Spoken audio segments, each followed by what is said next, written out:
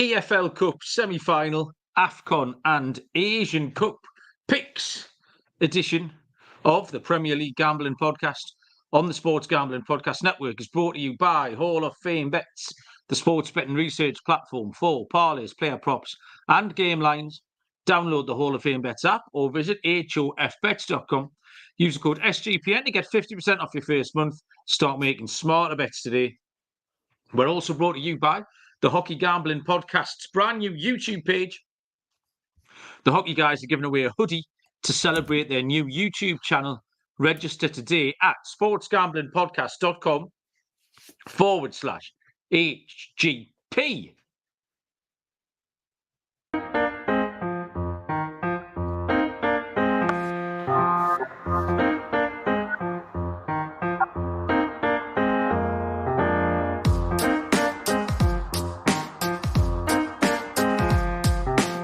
Welcome everybody to the Premier League Gambling Podcast on the Sports Gambling Podcast Network. My name is Malcolm Bamford, coming to you from Newcastle upon Tyne in the northeast of England. Today is, Sunday the 7th of January, and we are here to pick over the ashes of a really boring FA Cup weekend. We are going to look at the EFL Cup semi-finals, which take place, the first legs take place Tuesday and Wednesday this week. And there's two international tournaments in the off and kick-off next weekend. Quite nice times for watching as well. Certainly on this side of the pond. Actually, not too bad for either side. We've got the African Cup of Nations and the Asian Cup. And me and Baz are well known for our global football success rate. Joining me from Bingley, I think it's called, in Nottinghamshire, is Mr. Barry Penaluna. I've never started an episode, Barry, where you haven't been shaking your head. What's wrong now? It's because absolutely hopeless. I've only been doing this 18 months. I reckon the listeners probably know more about where I live than you do at this stage. Bingham is correct. How are you doing, guys? Bingham underwater recently.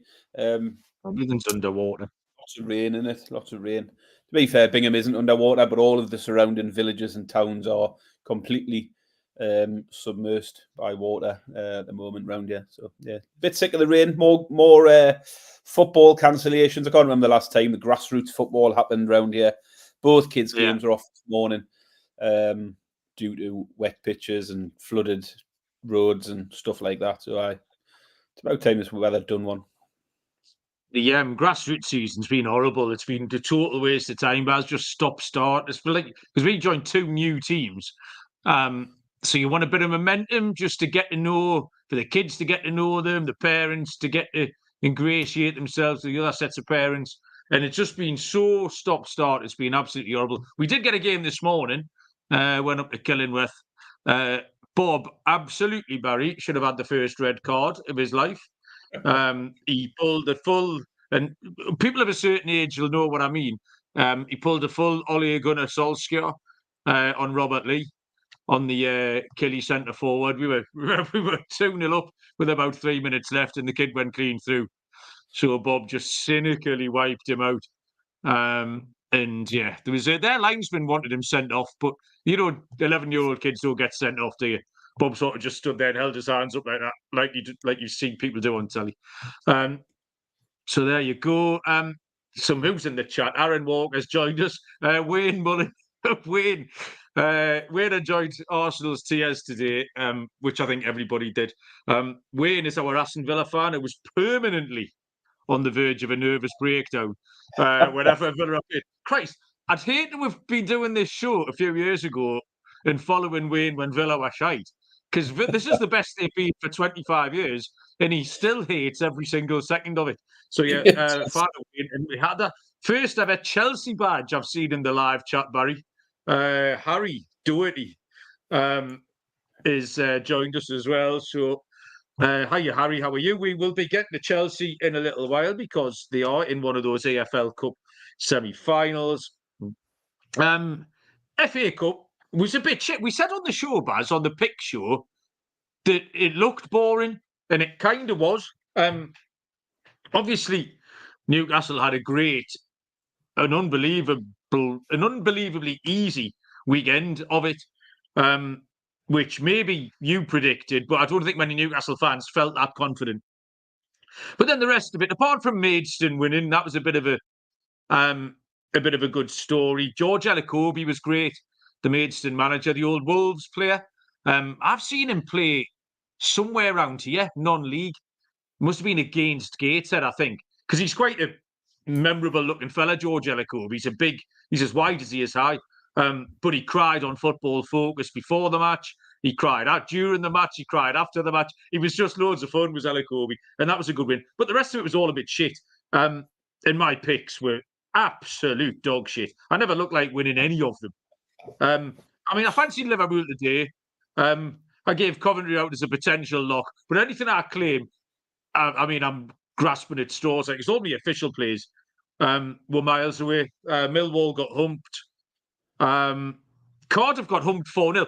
Cardiff City, this was funny, but I wasn't even watching this. You kept messaging me. They missed 2 penalties in the first 7 minutes.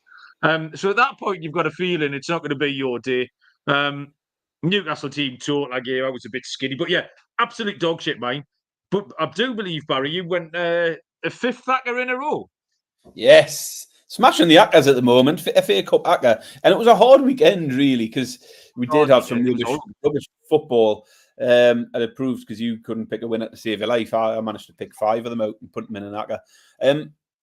Starting with my picks, was a bit of a, okay, really. I had a push in the Villa game because I said Asian handicap, Villa -1. So a bit fortunate there. The Everton pick was void because it was Pickford saves and Pickford didn't start, so we binned that one. But I took the Newcastle team total, 12-5, plus 240. Really, really good price for Newcastle to score 3 or more. Obviously, left it quite late to get the 3rd, but that was a good win for me. The Arsenal-Liverpool game was very similar. My pick in that was over 4.5 cards. And I think we got 3 of those cards in the last 10 minutes of the game. And the last 2 were literally in stoppage time, with Trent picking up 1 and some young kid picking up 1 just for bringing Arsenal down later on. But we did hit the over 4.5 cards in the Arsenal-Liverpool game, which was one I really liked. My underdog picks weren't very good. Ipswich put a very strong team out, which wasn't what I was expecting. And the other one was Fulham, who did rest players. I was happy when I seen the lineups. We knew a few of them had gone off to African nations. They left out Jimenez and Polinia and stuff like that. The 1-1-0 kept Rotherham at arm's length. Rotherham never really looked like threatening, but 16-1 shot is what it is, isn't it? 16-1 get beat 1-0. It was worse 16-1 shots. They had a goal disallowed. The kid was offside, but it was tight. Yeah, they were in the game. They lost 1-0, Baz. If you'd have taken them on the handicap there, I think you'd have got a decent price. Yeah, you'd have got a good price on the handicap. But then the ACCA for me was... there was some good fortune in there as well. I had Blackburn, Southampton, Spurs. Watford took a 95th minute winner. Yeah. And the Villa game was the final one. 4 of them had hit, and it was all down to Villa. And it's always that final leg where you start to get a bit nervy. And Villa did make hard work of it. Didn't look brilliant against Borough. I expected Borough to possibly not be too bothered with the midweek game in their minds, but we got there in the end. So, 11-2 ACCA on the FA Cup was a nice bonus for me. And obviously thoroughly enjoyed the Derby game. I've had lots of crack on TikTok this week with Mackems, lots of Mackems getting in the chat, pre and post game, to be fair. Most of them took it on the chin. But it was one of them where I didn't even feel like I could really get stuck into any Mackems, Malcolm. Because it wasn't really, it was a mismatch, wasn't it? There's a massive gulf between those teams at the moment. And it showed. And I don't think Sunderland necessarily... You say that though, Baz. Middlesbrough Villa's a comparison game, isn't it? Middlesbrough similar level to Sunderland, Villa similar level to us. Middlesbrough made a proper game of that. Sunderland just did absolutely not. Tell you what they must be absolutely gutted, because from the second that draw was made, they said, right, okay, if we're going to get beat on the pitch, which is very possible, what we'll try and do is, they've got a new owners, so we could try and win the hearts and minds of our own supporters by making every decision correct. We could try and win the hearts and minds maybe of some neutrals by showcasing Sunderland. There's a lot of people who don't like big corporate football, sports washing, Saudis. We could get all of this on our side.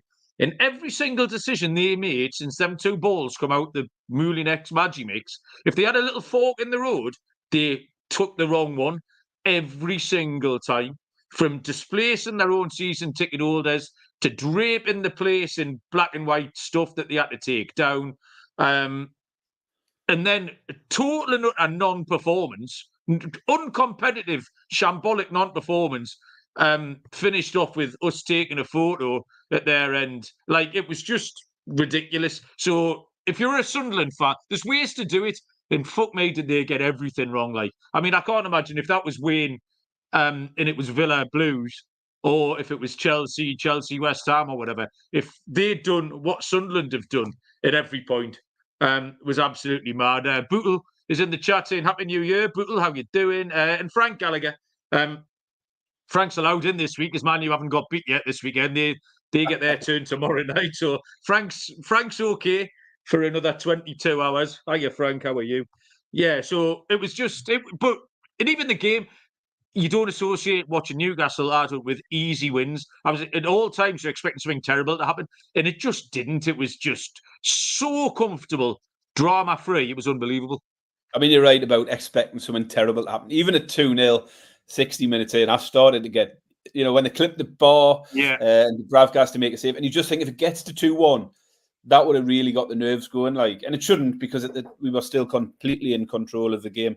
But it is, you are right, you always sort of expect something horrible to come along at some point. But nice way to start the day yesterday, obviously. But you go back to the games. I mean, we said when the draw was made, we said again last week, who was picking Everton v Palace for the telly, Spurs v Burnley for the telly, possibly even Villa Middlesbrough. And then you miss out on the moments like Stevenage, Maidstone getting the late winner and stuff like that. That's the moments the FA Cup third round are all about. That's the games that should be on the telly.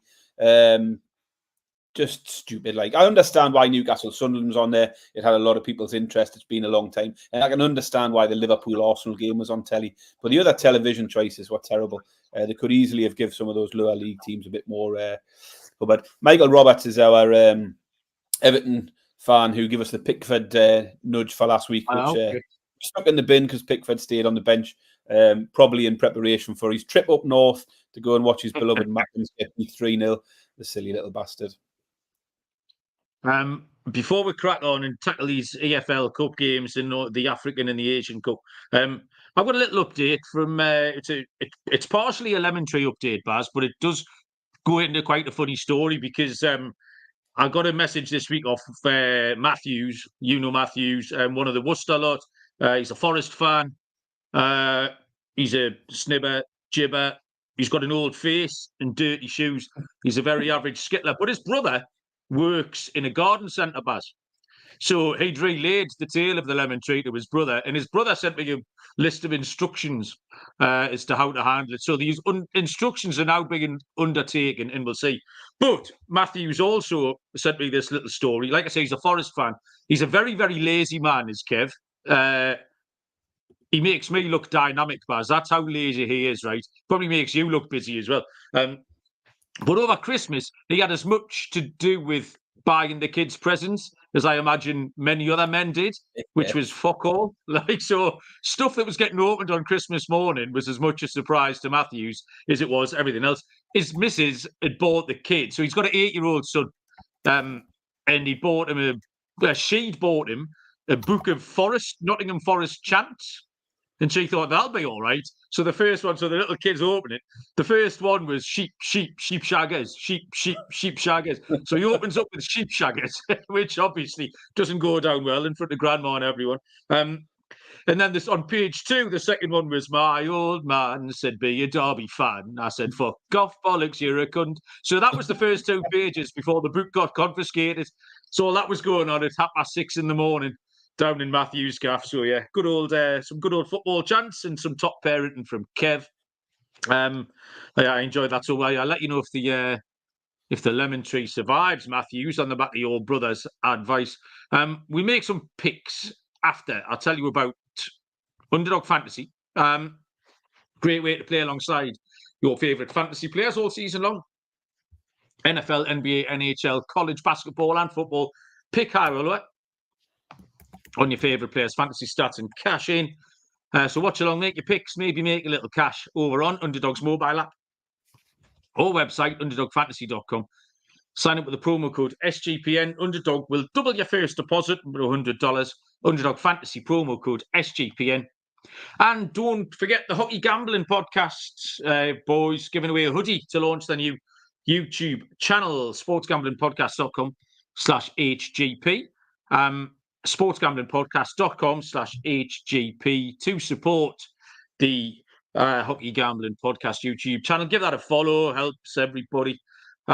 Right, okay, semi-finals of the EFL Cup. We have a game on Tuesday and a game on Wednesday. They are both 8 o'clock kickoffs, which is 3 p.m. Eastern time. And we will start with Tuesday night, Middlesbrough taking on Chelsea. Middlesbrough are 19-4, plus 475. The draw is 3-1, and Chelsea are 4-7, minus 175. So you kind of you've got very recent history, and the both teams faced opposition from the league that they'll be facing in this. At the weekend in the FA Cup, decent comparison games, you would kind of think. Middlesbrough lost 1-0 at home to Villa, competed very well, were probably the better team for at least some of the game, if not most of the game. Chelsea beat Preston 4-0, which was a bit of a weird one because I watched a bit of this. I had to decide what to watch when I went in the bath. So I was flicking around various things. This was an option, and it was 0-0 and looked shit after 55 minutes. So I didn't put it on. And then it finished 4-0 out of nowhere. Chelsea got one and then got some more. So both coming off those sort of comparison games. But Chelsea, you just can't trust, Barry. I've got no intention of backing them here at 4-7. They look okay in places.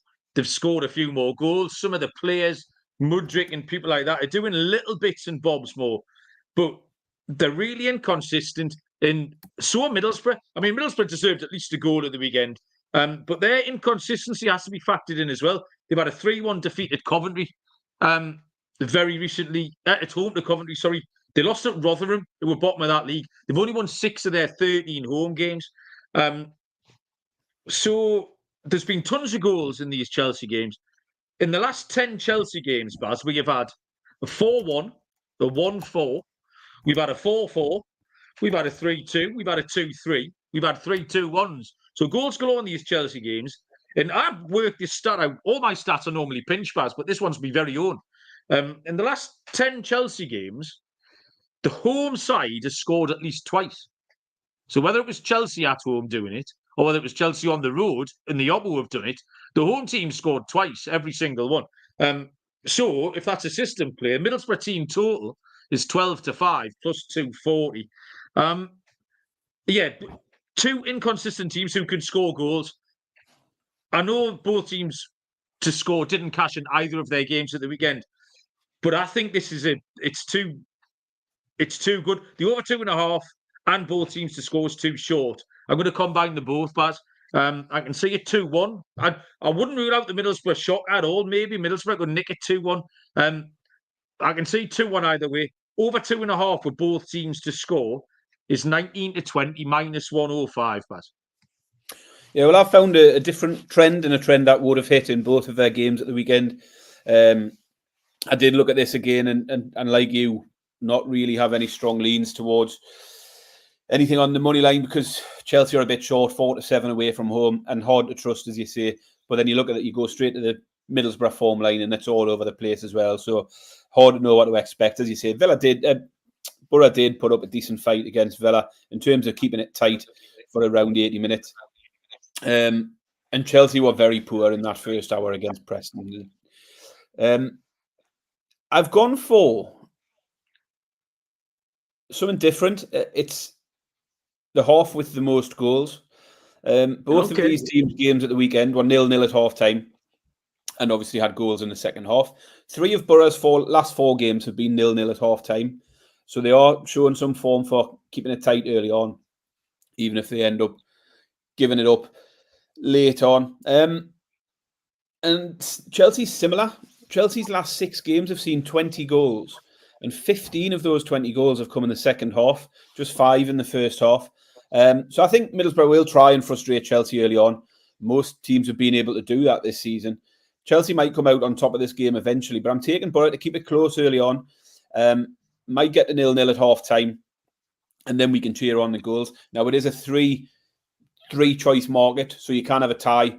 If it's 1-0 Chelsea first half, 1-0 Chelsea second half, you wouldn't cash this. But the second half being the most goals is 21-20, so just over even money. So we're hoping for a 0-0, at best 1 goal in the first half and get a couple in the second. But it's good form for it. As I say, Chelsea hitting most of their goals recently away from in the second half, and Borough similar, not conceding many first half goals at the moment. So that's where I've gone. It's a little bit different. Someone who've not don't put out very often, but I just nothing jumped off the page for me straight away. So I really had to sort of delve into some other stuff to try and find something here. So that's where I've gone. Middlesbrough v Chelsea, second half to have the most goals at 21-20. It's a great spot. Bootle and Michael are pointing out in the chat how much they like it. And I had a little look back at the semi-finals from last year. Southampton, Newcastle. Southampton did frustrate Newcastle. We eventually got the Joe Linton goal in the second half. And Man United beat Forest 3-0. But again, it took them a little while to get going. So both games last year would have fitted into that bracket. What was that price, Baz? 21-20, just over evens. Oh, I like that. Excellent. We're usually sweating out our NFL bets on a Sunday night. I made the cardinal mistake, Barry. If old Mahatma Gandhi never backed the early game. All my bets have gone down on the fucking Patriots losing in that snow game. Now, I messaged you on Wednesday and said the Giants plus 5.5 was the mortgage play of the year, and they're currently 17-0 up without the 5.5 points head start. But my bets are all lying in the snow somewhere in New Jersey. The second semi-final is Wednesday, 8 o'clock. Liverpool take on Fulham. Liverpool 1-3 minus 300. The draw is 19-4 plus 475. Fulham are 6-1 bet. Yeah, look, where do you start? I'm still not sure what to make of Liverpool at the moment, I mean, another game today where really Arsenal should have been out of sight on the XG 1.7. Technically, cheating that game is an absolute miracle, isn't it? If you come off, if you watch him coming off the back conceding 2 against Newcastle, even though they were completely dominant, Arsenal could have scored 5 in the first 10 minutes, and Liverpool walk off with a 2-0. It's insane. Yeah, the score just doesn't tell the story. XG 1.7 Arsenal, 0.6 Liverpool. Arsenal had more shots on goal, more shots on target, more corners, had a bit of everything. But Arsenal are struggling. Like, that's 7 games. They've only had 1 win in the last 7. They've lost 3 in a row. They've been shut out 3 in the last 7 games as well. Arsenal really, really struggling to score. I think Arsenal's season could unravel. But we're not here to talk about Arsenal, are we, Malcolm? We're talking about Liverpool. We'll pick Arsenal up next week, when we get to the next Premier League games. So, yeah, Liverpool got the result, and this is what they've done over and over again this season, is not particularly playing well in every game, but they are getting the results. It was a result they picked up today without Salah being there. I was interested to see how they'd get on without Salah, because he has carried them through a lot of games. But obviously, they've done okay here. The home leg here for Liverpool, I think, should see them come out on top. We have got a comparison game very recently. Fulham went there and took a 3-2 lead at Anfield, only for Liverpool to come back late on and win it 4-3. So they did make it competitive there. And the question is, can Fulham come and cause similar problems again here? I didn't think Fulham were great against Rotherham in the Cup, but they did make enough changes. They'll have a few players coming back in, and they did enough, as I said earlier, to keep Rotherham at arm's length, really. They'll be without Salah, Endo, Szoboszlai. I think they'll miss out again. But they started without Salah in the last round against West Ham. Rested a few players, and they absolutely battered West Ham 5-1. So, not too worried about no Salah in this fixture. Liverpool's home games. they've had 15 home games, I think, in all competitions this season. They've won 12 of them by 2 or more goals. The home form at Anfield is outstanding. 80% of their home games are won by 2 or more goals at the moment. Now, Fulham had that little mini sum recently where they had 3 defeats without scoring a goal, and all 3 of them came by a margin of 2 or more. So I'm taking that trend. I'm getting even money for Liverpool to win by 2 or more at home here, and I think it's a decent price. We look at the Newcastle game the other day where they could have easily had 7, 8, 9. You look at that West Ham game in the last round, 5-1.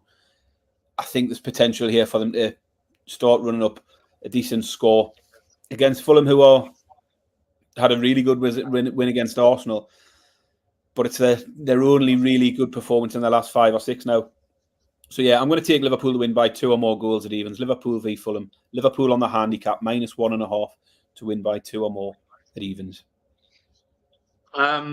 Michael is putting out Liverpool to score in both halves. That's a great pick. This is one where you kind of, I think everyone will handicap the game in the same way, but you've got to pick the right bet. Because I've got 2 written down here, and I'm definitely leaning towards one. But Michael throws that out, and I'm like, yeah, that's the one. Like, do you know what I mean? It's poisonous. So I'm just thinking back to the 3rd of December. Liverpool beat Fulham 4-3. 6 weeks ago? It was a mayhem of a game. I've just watched Liverpool absolutely run riot against Newcastle. And then today, in a kind of a different kind of game, still managed to get 2 goals.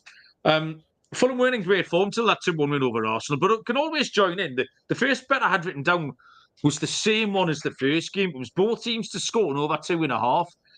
And that was even money. But I think a safer bet, because I think the over 2.5 and both teams are short, is for Liverpool to contribute 3 of those goals, because they might just finish 3-0, and I'll be annoyed with myself if I've added on the both teams to score. So I'll take the Liverpool team total. It could, 3-1 Liverpool would be just about right. Liverpool team total, and that's a bit of a bigger price. That's 11-10. Is +110. So yeah, I think Liverpool can, like I say, they put up record-breaking XG the other day. They scored tons. Nunes is getting a bit of steak. Still looks like I'm just waiting for him to go off again. He's going to explode at some point. Jota, Diaz look good. They're missing Salah, but it didn't really affect him today much. So yeah, Liverpool team total over 2.5 at +110. Lloydo might be on my side when it comes to Nunes. I can't decide if he's defending him or not. He's right. He gets in all the good positions. He just seems unable to kick it in the goal. But it'll come. Right, okay. We'll move on to Afcon and the Asia Cup. Once we talk first about game time.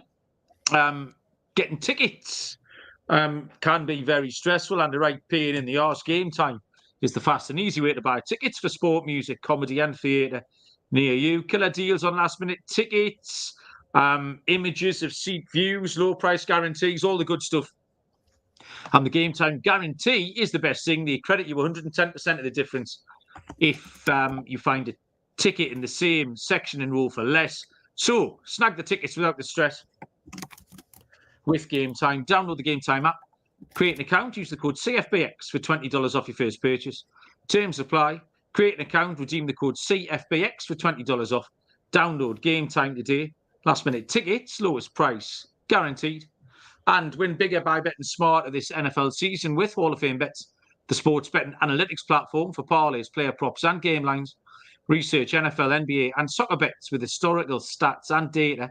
Enter any parlay idea into Hall of Fame Bets Parlay Optimizer to get hit rates broken down by leg, expected probabilities for the parlay, sort out players by hit rate, who's hot, etc. Stop betting in the dark. Join over 30,000 users researching with Hall of Fame Bets to craft more intelligent, data-driven parlays.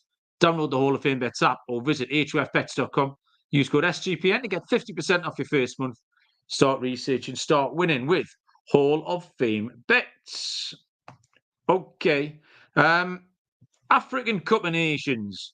I like this tournament, Baz. It's fun. Starts on Saturday.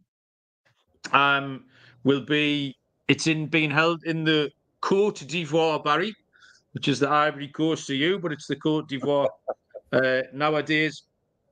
And as it stands, we've got some outright. It's competitive, you know, Baz. I've got some good stats on that'll tell you kind of why it's competitive. You've got a 5-1 favourite in Morocco, but you've got 1, 2, 3, 4, 5. So you've got 7 teams trading between 5-1 and 10-1. And then there's a couple of teams at 12s and 14. So it's absolutely wide open. Morocco hitting at 5-1 favourites coming off that World Cup semi-final. Senegal at 6s, Algeria 7s. The host nation, the Côte d'Ivoire, are also 7s. Egypt at 9s, Cameroon, Nigeria 10s, and it is 12-1. Bar those all the way out to Mozambique at 250-1. It's 24 teams in 6 groups. So it's kind of the old school World Cup format from like 1990 or whatever. And I quite like this because you get some third place teams that'll qualify. The 4 best third place teams in the groups qualify, which opens it up for a bit of a long shot. So I've got a long shot to fire out in each of the 2 tournaments. But taking in Morocco first, the last 7 tournaments have had 7 different winners. This genuinely is a wide open tournament. So whatever you want to pick, I wouldn't put you off. Like, pay your money and take your choice. You can afford to take 2 runners at 5-1 or bigger and get yourself in with a bit of a chance. The Jets go 24-0 up, Barry. The Giants, sorry. So, yeah, Morocco, World Cup semi-finalists, which is, I think, what puts them as favourites for this. But they're in poor form, Barry. They've got that fat knacker Amrabat running around in midfield. Do you know what I think's happened to him? I think he's still puffed out from that one time he chased Kylian Mbappe up the side, you know, and everyone videoed it and put it on the internet. I think he's still got a stitch from that. He hasn't broken into a trot since.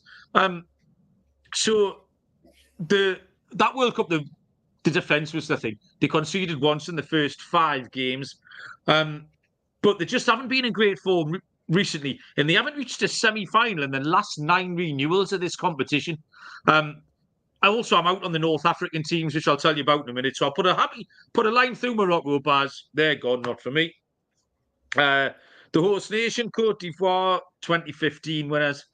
The last 7 tournaments, Baz, the hosts have not reached the final. Is a good start. And I think they've got the handful in the group as well. They will get out of it because, like I say, second, even third might do it. But they've got the handful with Nigeria in their group, which I think takes them down a harder route to the final. So I'll put a line through Nigeria. Then a line through the Ivory Coast, sorry. Nigeria look interesting to me, Baz. The 2013 winners. 2 victors up top. You've got Victor Osimhen, who scores bags of goals for Napoli, as we know. And then you've got Victor Boniface, who's the top scorer in Germany, playing for Leverkusen. He's banged in 16 goals in all different competitions. And this tournament can be a bit tricky for goal scorers. It can sometimes be a bit agricultural, like. So if you've got someone who can hit the onion bag, I think that's a massive plus. Egypt, I'll put Egypt, Algeria, and Tunisia in together, Baz. And I said I'm not so keen on Morocco.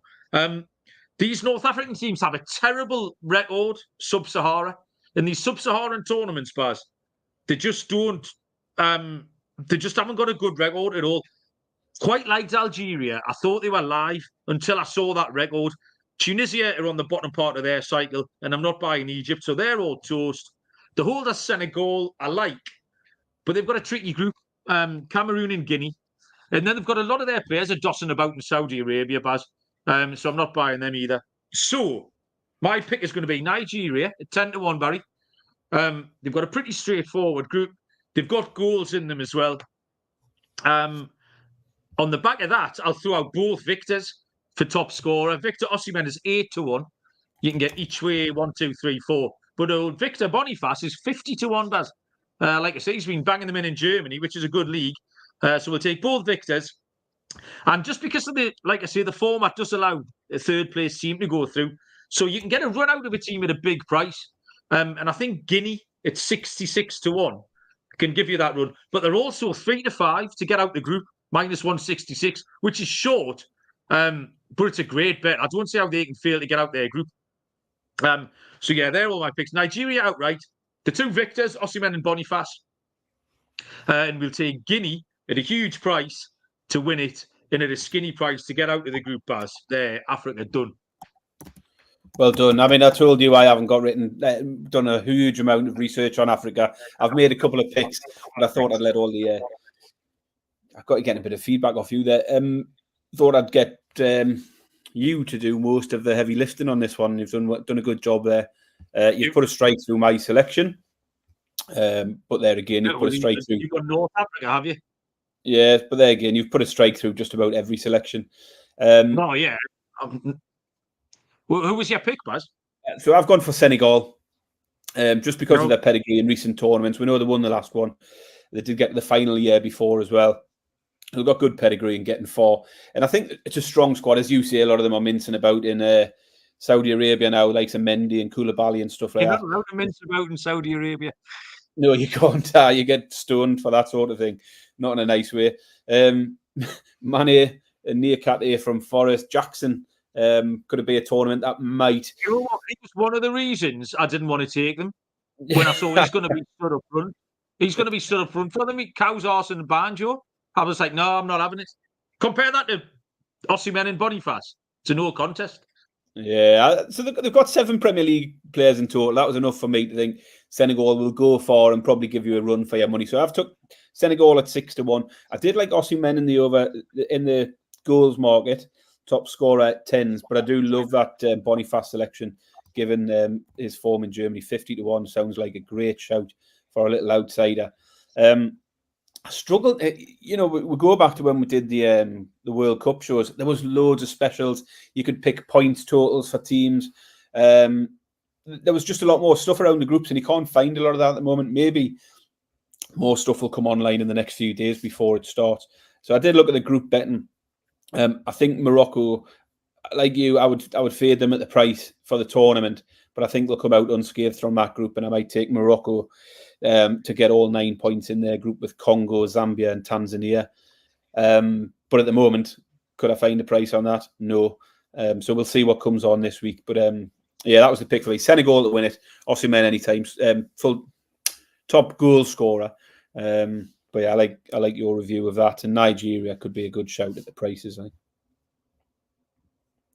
think.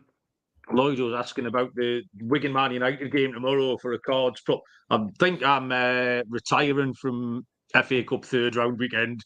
I'm going to cut me off. Both teams to score was my pick, but I don't know what the cards angle is, Lloyd. Or you can spell it out to us in the chat if you've got an angle in, make a case. The Asian Cup then starts on. Let's have a look. Does that start on Friday and Saturday? So the African Cup Saturday 8:00. The first game, and there's loads of games on Sunday.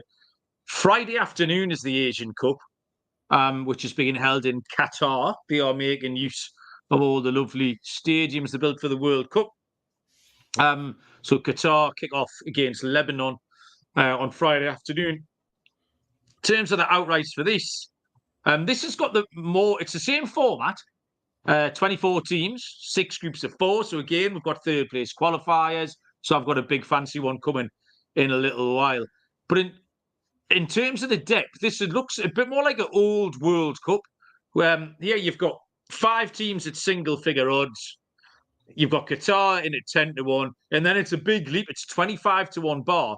And there's a load of also runs in this where in the African Cup there just isn't. There's some minnows in this. Hong Kong are out at 500-1, Indonesia 400. India, Kurdistan, all out at 250s. So there's some big prices. So it's a smaller market you're choosing from. And actually, I've got a really, really nice picks, Baz. I'll start with Qatar because it was a hard pass on them. They were shite in the World Cup for a start, and it is really hard to get away from that. Since then, they've won 6 of 17 in 2023. They're just not really up to it at all, and they're certainly not with the 2 teams at the top of the market. Japan are 9-4 plus 225. South Korea 9-2 plus 450. Australia 13-2 plus 650. Iran 7-1. Saudi Arabia 7-1. Qatar 10-1. 25-1 bar. So really, Japan and South Korea are the real powerhouses here. Japan are the top ranked team in the competition, FIFA rankings. Just about their entire squad is based in the top European leagues. The case for them kind of makes itself. Mitoma's out there, even though he's been injured. They're hoping to get him back for later games in the tournament. Now, South Korea, remarkably, Baz, haven't won this in over 60 years. You'd have thought they'd have always had a good team that they would have got over the line. Jurgen Klinsmann, currently the South Korean gaffer. Our American listeners will know him from being the USA manager. They're in great form, Barry. They've won 5 games in a row, scored 19, conceded none in those 5 wins. You're looking at Heung-min Son. He's not even their highest ranked player or their best player. Kim Min-jae, the big centre-back for Bayern Munich. He was their highest on the Ballon d'Or voting. And they look, this is the strongest they've looked in absolute years as well. Lee Kang-in, kid from PSG, does bits as well. So you can't just take Son out the game.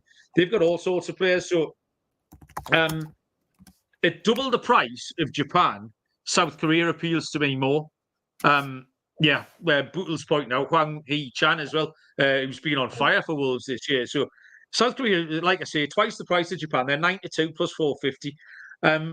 Iran are on a real down part of their cycle. They're old. They looked an old team at the World Cup, and they've really done nothing to address that. The lad from Porto, Taremi, just not really scoring. You've got your Han Batch, who used to play for Brighton. Saudi aren't very good. Australia, again, they're in the middle of a revamp. They need a revamp. They used to have a load of household names. You could probably name 7 or 8 Australians in the past. I'd struggle to name 2 or 3, Baz, and I challenge you to do that here. China, do you know how many Chinese people there are, Baz? There's literally hundreds of them. Hundreds. And they can't find 11 that can play football. That's baffling to me. So I'll put a line through them. So my pick is South Korea at 92 plus 450 to win the whole thing. And the draw does allow Japan and South Korea to reach the final, except I couldn't find a pick for that. Normally you can. I think later in the week you can get a name the finalists. You can find them both individually to reach the final. And I wouldn't put you off backing both of these. Japan are 11 to 10 plus 110 and South Korea are 2 to 1. So you can back them both and make profit. But I do think that's a route. If they both win the group, they then stay apart until the final. The same format for a long shot allows a runner. And I think Jordan at 100 to 1 can get out of their group. They've got a group. They're in South Korea's group, but Malaysia and Bahrain aren't up to much. So I think Jordan can get out of the group. And then there is some dog shit in there. So Jordan might just scrape their way through to a quarter final and he might get a decent run at 100 to 1. But yeah, South Korea to win. And then some combination of Japan and Korea to reach the final when the books eventually price that up, Baz. Yeah, when I looked at the same thing. The fact that Japan and South Korea can avoid each other would definitely tempt me into them possibly for a final. As you say, it's usually an unpredictable tournament. And obviously you can see why Japan are favourites. Strong squad made up mostly top European leagues players. But I can't be backing someone at 9 to 4 to win this Asia Cup. Like South Korea would definitely be the pick of the two for me, as you say. You're getting double the odds. Undoubtedly got 2 of the best players in the tournament, 2 of the best players in the world in their squad. So good chance, those 2 will go for. But I fancy something a bit bigger. It is an unpredictable tournament. Nobody had Qatar down as a winners last time with this.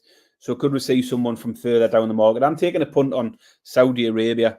They'll still be dining out on that Argentina winning the World Cup. They've now appointed Roberto Mancini. This is sports washing at its finest. You've been paid by our Saudi overlords. There's the one stood behind you now. Blink twice. There's a Saudi fella just out of shot. With a stone in his hand ready to throw at my head. I've gone for Saudi. They've got Robert Mancini in charge now as well, which is an interesting one. I'm sure he's there purely for sport and success and not for financial gain. Just wondering whether we'll see any sort of benefit in terms of the Saudis having strengthened the Saudi Pro League. Are those Saudi players now getting a bit more competition, which might sort of see them have a bit of an uptick in performance. 9 to 1, decent shout. I think for a better price. I can't be having Japan at 9 to 4. I don't mind South Korea. It was my initial thought was going with South Korea, and then just looking at the form for the winners in these tournaments, like a surprise can be on the agenda. Like so, Saudi at 9 to 1 is going to be my pick for the Asia Cup. And the other bit I did like, you just talked about China and not having enough people to put a football team together. I'm going to take China to win Group A at 9-2. And it's like you said earlier, you mentioned the fate of Qatar.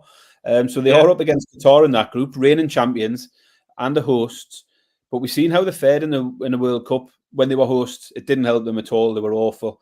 I appreciate this isn't the same level as a World Cup, but I think China could be a bit of value to top that group, Group A. So the pick for me in the group betting is 9-2 China as a little bit of an underdog to topple Qatar in Group A.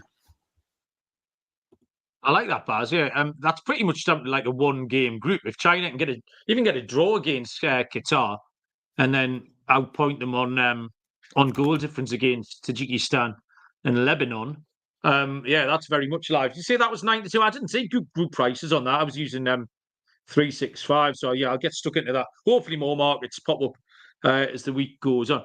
I think that's it, Baz. Have you got anything else you want to tell the people before we go?